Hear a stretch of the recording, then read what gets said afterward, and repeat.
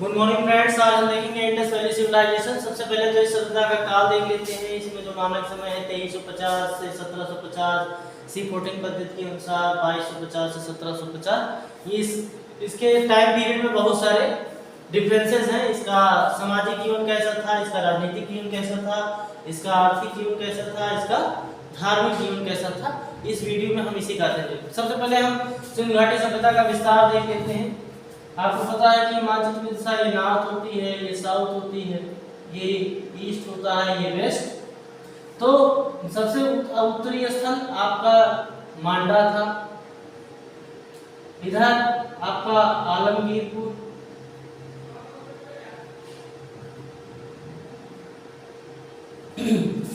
दक्षिण में आपका दहिमाबाद था, और पश्चिम में आपका सुतकांगेडोर।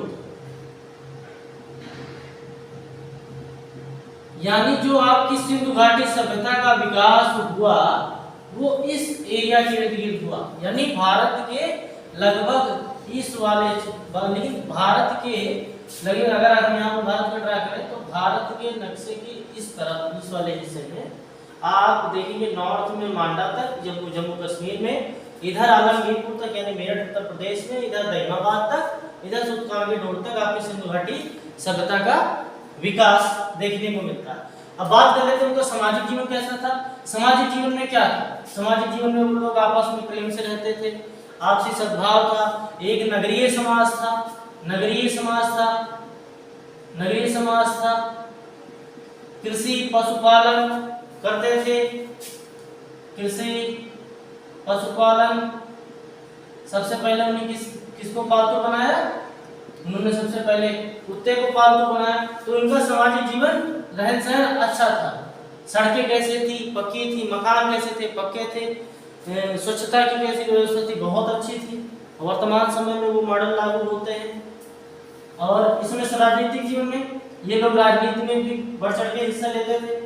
आर्थिक जीवन में उस समय हमारी अर्थव्यवस्था सरप्लस इकोनॉमी में थी। सरप्लस का मतलब है, सरप्लस का मतलब होता है कि जब आपके पास आवश्यकता से अधिक हो, यानी आप अपना काम भी करें और स्टोरेज भी कर लें। जैसे आपका इसमें देखिए food corporation of India FCI वगैरह है कि जो है अनाजों का संग्रह करते हैं।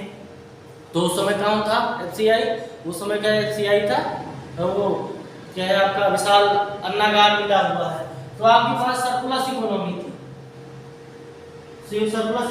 धार्मिक जीवन, जैसे आज आपको कहते हैं कि जो है पेड़ बचाओ, नदी बचाओ, जल बचाओ, तो उस समय हम लोगों की फिलॉसफी क्या थी कि हम वृक्षों की पूजा करेंगे, वृक्षों की पूजा करेंगे, नदियों की पूजा करेंगे, देवताओं की पूजा करेंगे, देवताओं की पूजा करेंगे।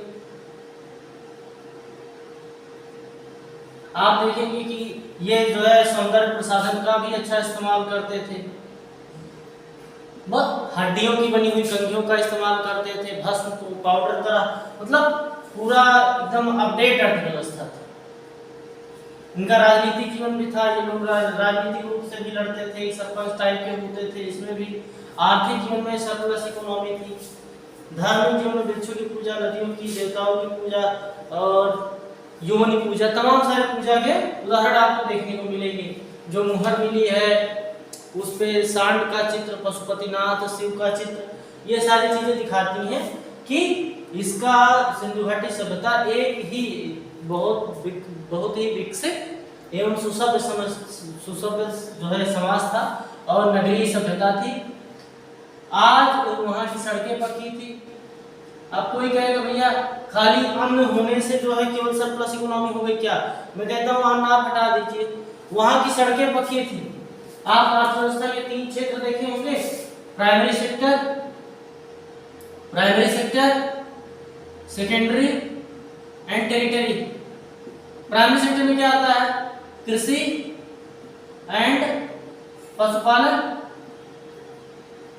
टेरिटरी में आता है सेवा क्षेत्र,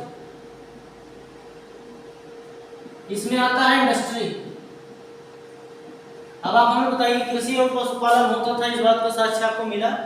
और आप बात कर रहे हैं सेकेंडरी में, तो मैं कह रहा हूँ इंडस्ट्री। ये बताइए जो पक्की सड़कें बनी, पक्की ईंटें बनी, तो पक्की नालियां बनी, तो उसके लिए इंडस्ट्री तो जरूरी थी ना। बिना इंडस्ट्री के कैसे हो जाता?